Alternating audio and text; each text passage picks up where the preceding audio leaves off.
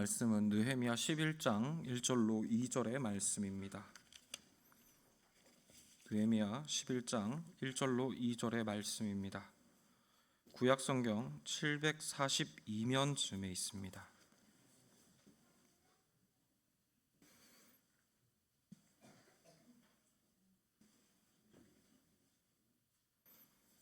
느헤미야 11장 1절로 2절의 말씀입니다. 본문이 짧습니다. 우리 함께 한 목소리로 합독하도록 하겠습니다.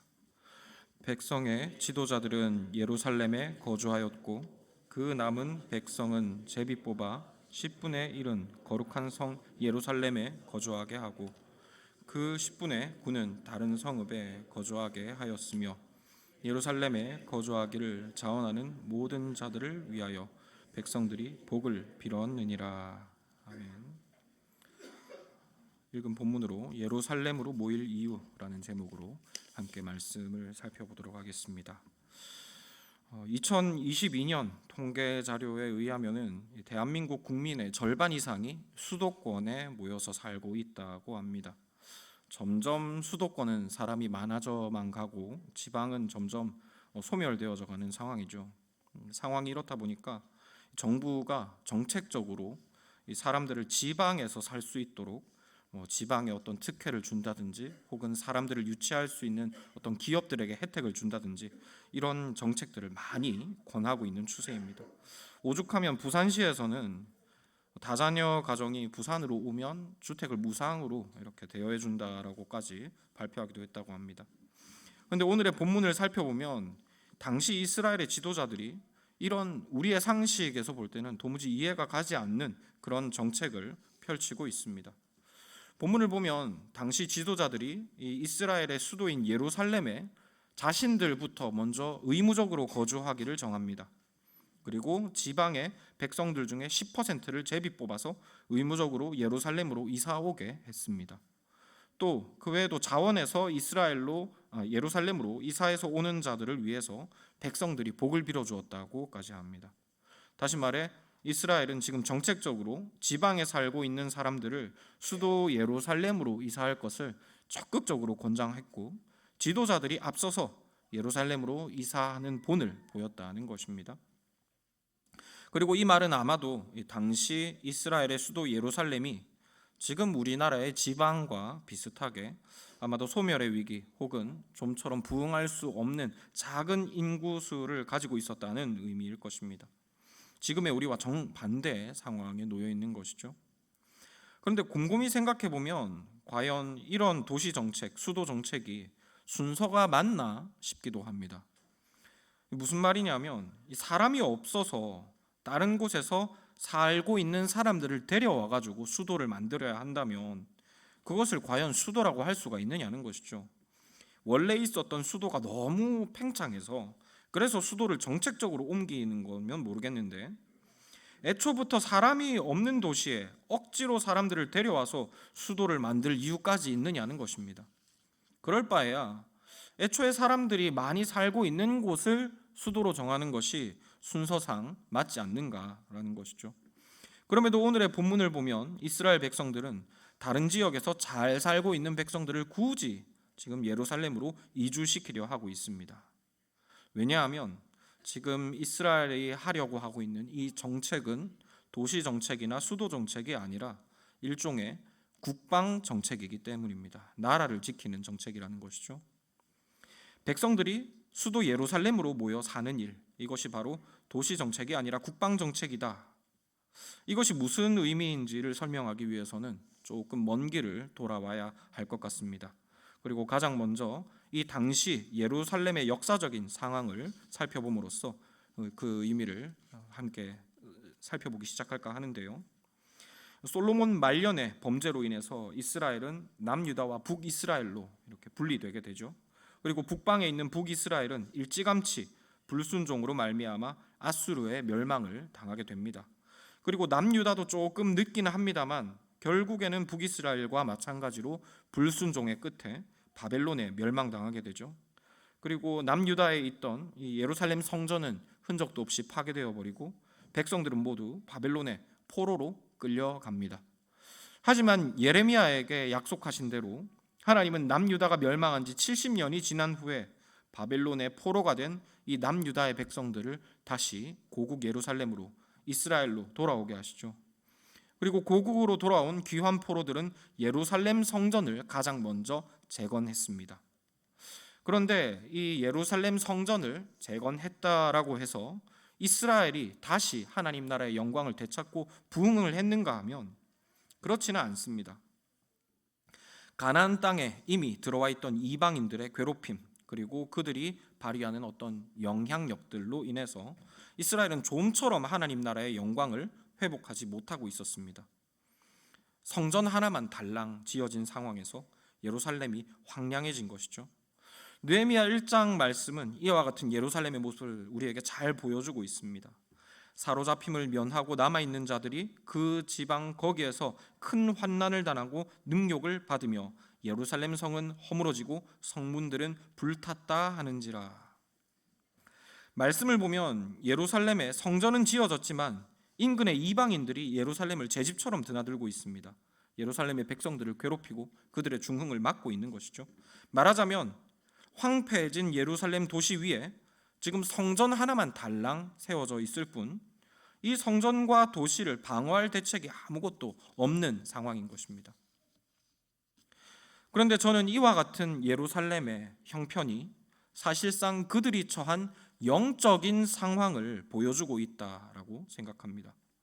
당시 예루살렘과 이스라엘에 거주하던 이 귀환 포로들의 영적 상황이 딸랑 성전 하나 지어놓은 채 황폐화되어 버린 예루살렘의 모습과 같다는 것이죠. 말씀드린 대로 바벨론의 포로로 끌려간 백성들 중 일부가 제일 처음으로 예루살렘으로 돌아왔을 때 그들은 무너진 성전부터 다시 짓기 시작했습니다. 그리고 우여곡절이 있긴 했습니다만 20년간에 걸쳐 성전을 완공을 했죠.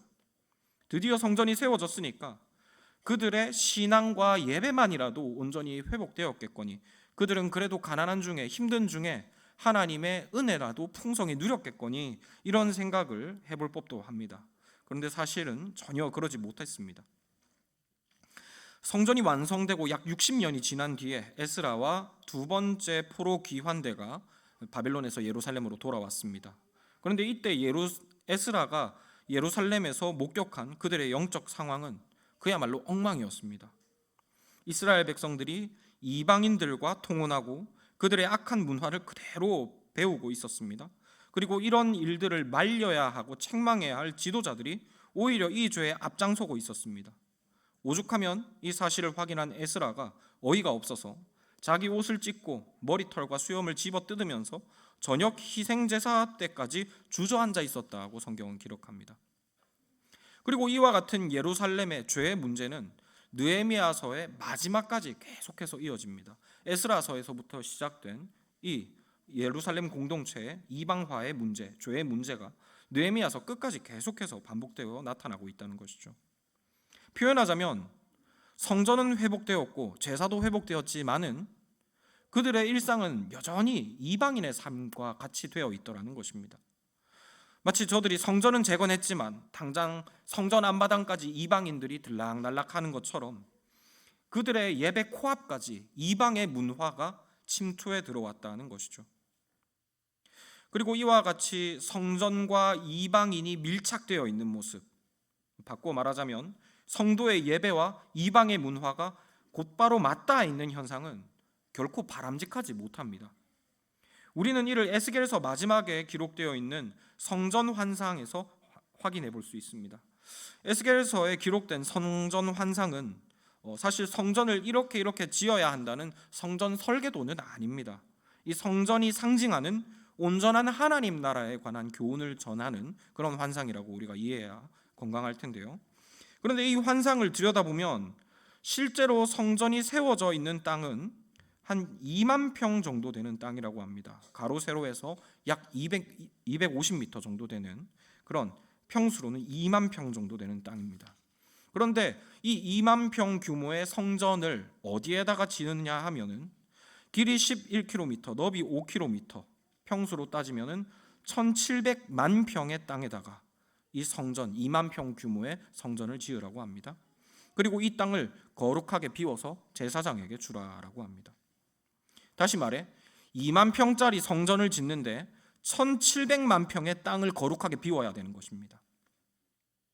이것은 아마도 성전과 예배가 거룩하기 위해서 이 세속과 예배가 이만큼 거룩하게 구별되어야 된다는 의미일 것입니다. 아주 멀리, 아주 철저하게 구별되어야 한다는 의미이죠. 그런데 이 에스겔의 환상에 비해서 지금 예루살렘 성전은 이방인들과 너무 가까이 붙어 있는 것입니다. 이방인들과 이 성전 건물만 밀착되어 있는 것이 아니라 성전에서 드려지는 예배와 이방인들의 문화가 지금 맞붙어 있는 것이죠. 그리고 이런 이유로 느헤미야와 이스라엘 백성들은 엄청난 위협을 무릅쓰고 성전을 보호할 예루살렘 성벽을 재건하기 시작합니다. 이는 1차적으로는 이방인들의 물리적인 침략을 방어하기 위해 세웠겠죠. 하지만 이것은 동시에 이방인들의 악한 문화로부터 예루살렘 성전을 보호하고 그들의 예배를 보호하기 위한 조치였습니다. 그리고 이런 맥락에서 에스라와 느헤미야는 이 성전 재건 사업을 전후로 하여서 이방인들과 확실히 구별되는 문화, 그러니까 성전에 어울리는 문화를 예루살렘 안에 세워갑니다. 마치 이들이 물리적인 성벽을 통해서 성전과 이방인들을 분리시켰듯이 거룩한 삶과 문화를 통해서 이들의 예배와 이방 나라의 문화를 분리시켰던 것입니다. 표현하자면 성도들의 거룩한 삶의 방식, 곧 이 세상과 다른 삶의 방식 그 자체가 이방의 문화로부터 하나님 나라와 예배를 방어하는 영적인 성벽이 되었던 것입니다. 그리고 하나님 나라의 백성들은 이 영적인 성벽을 통해서 세상의 악한 문화로부터 보호함을 받고 그들의 예배를 순전하게 지켜 나갔다 하는 것이죠. 그런데 이렇게 말씀드리면 이런 생각을 하실 수도 있을 것 같습니다. 아니, 각자 신앙생활 열심히 하면 됐지. 예배면 예배고 문화면 문화지. 이게 거룩한 문화는 또 무엇이냐라고 말입니다. 문화가 어떻게 영적인 성벽이 되고 어떻게 신앙과 예배를 지켜줄 수 있느냐, 충분히 이렇게 생각할 수 있겠다는 것이죠. 그런데 이 문화, 거룩한 문화라고 하는 것이 우리의 신앙을 지켜준다, 이것은 생각보다 우리와 아주 밀접한 관련이 있는 이야기입니다. 한번 우리 고신교단이 가지고 있는 영적인 문화, 곧 이 영적인 성벽을 예로 한번 들어볼까 하는데요. 우리 고신교회는 아시겠지만 전국적으로 볼 때 그렇게 큰 교단이 아닙니다. 고신교단 안에서는 딱 2다리만 건너면 모르는 사람이 없다고 합니다.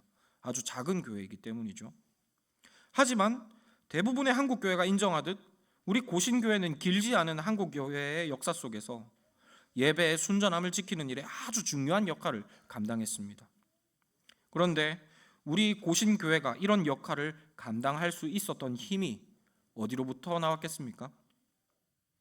우리 교단이 다른 교단보다 성경 말씀을 탁월하게 잘 알았거나 혹은 우리의 신학이 독보적으로 우월했거나 이렇기 때문은 아닌 것 같습니다. 그랬으면 좋겠습니다만 사실 다른 교단의 어떤 신학이나 성경의 지식의 수준과 우리 교단이 가지고 있는 것은 그렇게 큰 차이는 없는 것 같습니다. 하지만 그럼에도 우리가 부족하나마 지금껏 이 자리를 지켜올 수 있었던 것은 선배들께서 잘 닦아주신 교회의 경건한 문화 덕분입니다. 이게 문화라고 표현하니까 참 말이 이상하죠. 하지만 이것을 정신이라고 표현하면 이것이 어떤 의미인가 쉽게 와닿으실 것 같습니다. 하나님 앞에서 행하려는 경건한 몸부림, 말씀을 대하는 진지한 태도, 세상과 타협하지 않는 강직한 기계, 이런 고신 특유의, 말하자면 선비 정신이라고 할 수 있겠죠. 그런 특유의 문화가 있지 않습니까? 우리 고신 교회의 선배님들은 대체적으로 꼭 교리를 세밀하게 알지는 못하거나 또 성경 해석을 아주 탁월하게 하지는 못한다 하더라도 대체적으로 이런 정신을 가지고 계셨습니다. 지사충성, 이런 정신들이 있죠. 그리고 그런 신앙의 태도들, 강직한 신앙의 태도들을 중요하게 여기셨고 또 그들의 후배들에게 전수해 주셨습니다. 그리고 이렇게 전수되어 온 고신의 강직한 정신과 태도가 바로 우리 고신교회의 문화입니다. 뭐 무슨 음악을 한다거나 춤을 춘다거나 이게 문화가 아니고 신앙하는 그 삶의 태도, 신앙하는 방식 그 자체가 바로 이 경건의 문화인 것이죠. 그런데 바로 이런 고신교회의 문화가 세속화의 바람과 타협의 유혹으로부터 그나마 지금껏 우리 고신교회를 지켜왔던 것입니다. 그리고 이 교회 안에 있는 성도들을 이 세속의 바람으로부터 그나마 지켜내 왔던 것이죠. 이것을 문화라고 말하는 것이 좀 어색하긴 합니다. 하지만 여하튼 제가 전하고자 하는 핵심은 이것입니다. 교회가 쌓아온 그 거룩한 문화, 거룩한 정신, 이 세상과 구별되는 삶의 방식이 결국 성도와 교회를 지켜내는 성벽이라는 것입니다. 그리고 이 성벽의 힘은 아주 강하다는 것이죠. 그래서 하나님은 구약 시대로부터 이스라엘로 하여금 이런 거룩한 문화를 지켜내라고 강조하셨습니다. 거룩하고 경건한 문화를 성벽으로 삼아 하나님 나라와 예배를 보호하도록 하신 것이죠. 그리고 이 문화가 허물어지는 것에 대하여 하나님은 아주 엄하게 경고하고 책망하셨습니다. 그리고 다시 처음으로 돌아가서 이 목적으로 당시 이스라엘의 지도자들은 이스라엘 각처로 흩어져 있는 이스라엘 백성들을 다시 예루살렘으로 불러 모은 것입니다. 사실 그 당시 예루살렘은 말씀드렸던 대로 치안도 불안하고 많은 어려움들이 있었습니다. 그럼에도 불구하고 이 모여서 거룩한 문화를 세우는 일에 헌신하라고 백성들을 불러 모으고 또 지도자들은 먼저 앞서서 본을 보였던 것입니다. 그런데 여기에는 이 문화를 세워감에 있어서 아주 당연하지만 또 한편으로는 아주 중요한 보편적인 원리가 있습니다. 그 원리가 무엇이냐 하면 사람이 모여야지 문화가 형성된다는 원리죠. 동서고금을 막론하고 문명이 발생한 곳을 보면 명확한 공통점이 있습니다. 사람이 많이 모였다는 조건입니다. 왜냐하면 문화라는 것 자체가 사람들이 만들어낸 삶의 양식이기 때문이죠. 어떤 사람이 혼자서 특별한 일을 하는데 우리가 그것을 가리켜서 문화라고 하지는 않지 않습니까? 그리고 이런 개인에 국한되어진 행동은 그렇게 큰 힘을 발휘하기는 어려운 것 같습니다. 하지만 많은 사람들이 동일하게 특별한 일을 한다면 이것은 문화가 되죠. 그리고 이와 같은 문화는 엄청난 힘을 발휘하게 됩니다. 때로는 별것 아닌 문화가 세상을 뒤집어 놓기도 합니다. 그리고 이런 원리를 신앙생활에 적용해 보면 한 사람의 경건의 습관은 연약합니다.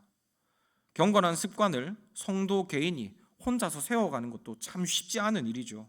그런데 그것을 꾸준히 지켜내는 일은 더 어려운 일인 것 같습니다.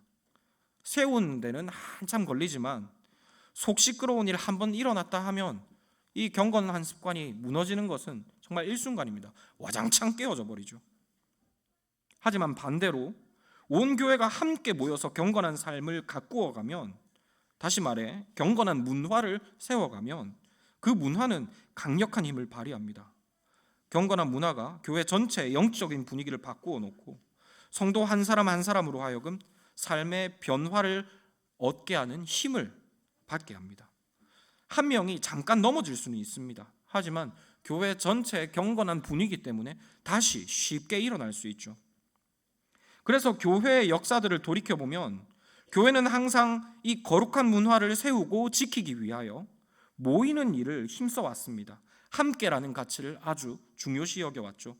어떤 때는 좀 극단적으로 가면 아예 공동체 생활을 하며 교회를 지켜나가기도 했습니다.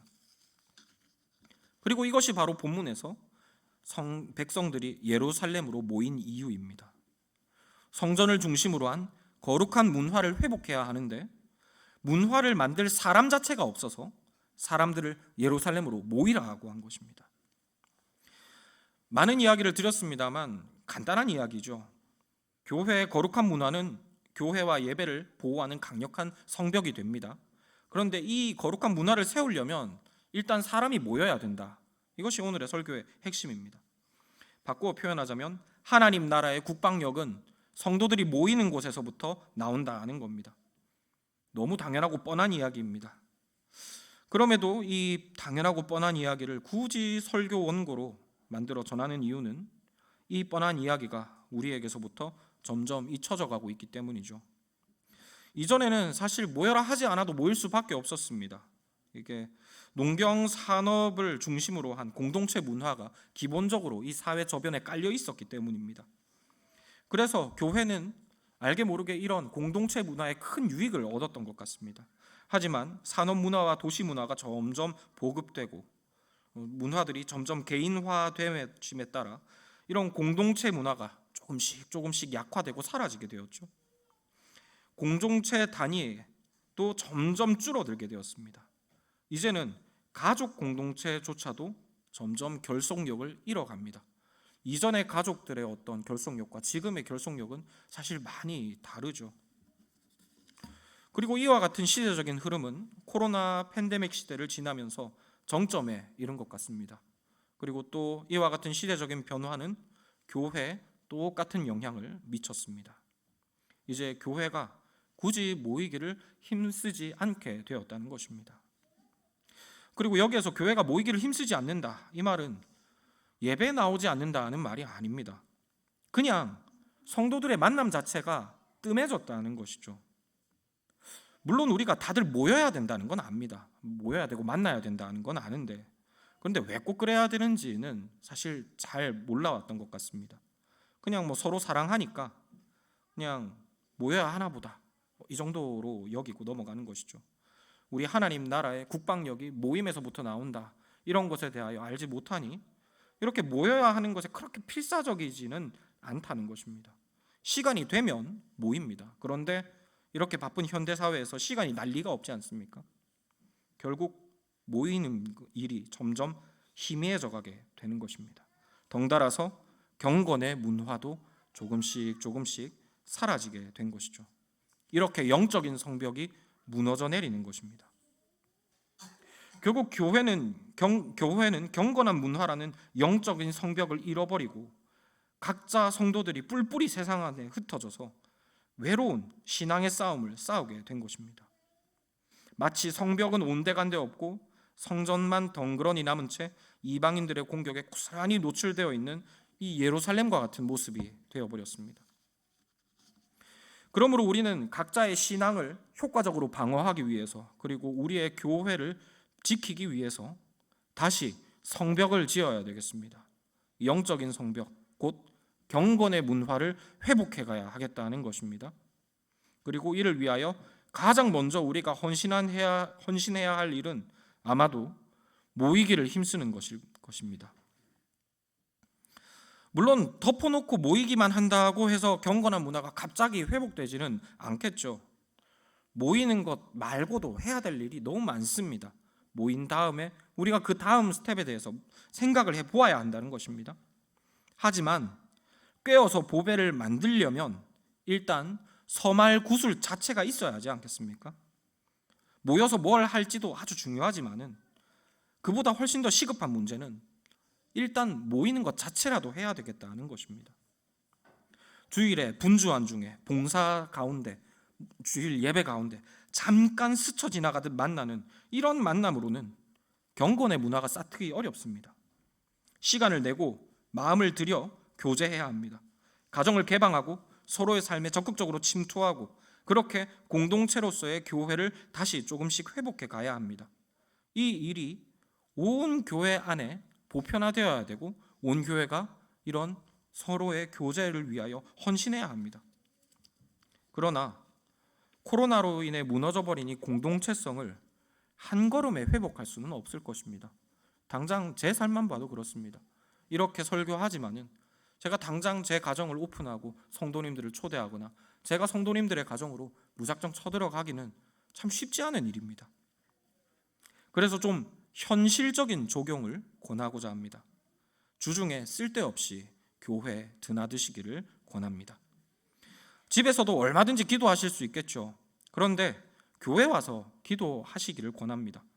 한 번씩 이제 설교 준비한다고 조용한 곳을 찾아서 카페에 가보면 카페에서 큐티책 펴놓고 묵상하는 분들이 종종 계십니다. 우리 교회 성도님들 말고도 그런 분들 많이 뵙는데요. 너무 귀한 일인 것 같습니다. 이렇게 조용한 시간과 공간을 찾아 말씀을 묵상하는 일이 얼마나 귀한가 말입니다. 그런데 카페는 우리 교회에도 있습니다. 그리고 커피도 공짜입니다. 카페에 가서 비싼 돈 주고 큐티 하셔도 좋지만 교회도 비싼 돈 주고 카페를 만들어 뒀습니다. 교회에 오셔서 공부하시고 책도 보시고 묵상도 하시고 그랬으면 좋겠습니다. 꼭 경건한 일이 아니어도 괜찮습니다. 시덥지 않은 이유로 교회를 방문하셨으면 좋겠습니다. 어린 자녀를 두신 성도님들, 이 애들이 키즈 카페 한번 가자 하면 얼마나 허리가 휘청하십니까? 애 둘 데리고 어른 둘이 가가지고 놀리고 밥 먹고 나오면은 정말로 살벌합니다. 교육관 3층에 오시면 에어바운스가 3대나 구비가 되어 있습니다. 원하시면 팝콘도 튀겨드리고 커피도 내려드립니다. 공짜입니다. 우리 중고등학생들도 오고 가며 배고프시면 교회 와서 컵라면 드시고 가십시오. 없으면 사달라고 하시면 안 사드리겠습니까? 사랑방처럼, 대학교 동아리방처럼 쓸데없이 교회를 자주자주 들락날락 하셨으면 좋겠습니다.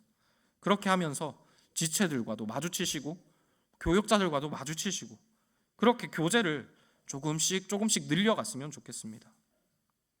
물론 이렇게 모이는 것이 능사는 아닙니다. 당연히 다음 단계가 있어야 합니다. 하지만 이런 활발한 만남 자체가 영적인 성벽을 쌓아 올릴 주춧돌이 되어주지 않겠습니까? 그 위에 차근차근 경건한 문화의 성벽을 쌓아 올라가면 되는 것입니다. 말씀을 맺고자 합니다. 물론 경건한 문화를 풍성히 세우는 일은 정말로 어려운 일입니다. 100년지기의 일입니다. 100년이 넘게 걸릴지도 모르는 일이죠. 하지만 시작이 반입니다. 그러니 성도 여러분, 일단 모이는 일을 함께 힘쓰시기를 권합니다. 시덥지 않은 일도 함께 하십시오. 귀한 포로들이 이스라엘의 영적 부흥을 위해서 우선 예루살렘에 모였던 것처럼 우리도 2단, 3단은 나중에 걱정하시고 일단 모이기를 힘쓰시기를 권합니다. 그리고 여기에서부터 거룩한 문화가 조금씩 회복되어져 갈 것입니다. 그리고 그 거룩한 문화가 우리와 우리의 자녀들을 지키는 든든한 영적인 성벽이 되어서 세속의 문화로부터 우리의 믿음과 우리 자녀들의 믿음을 지켜줄 것입니다. 시간이 걸리겠지만은 헌신할 만한 일입니다. 바라기는 우리가 이 일에 기초부터 잘 헌신하여서 마침내 하나님의 도성의 영광을 풍성히 드러내는 우리 성막교회가 되기를 소망합니다. 말씀을 기억하며 제가 기도하도록 하겠습니다.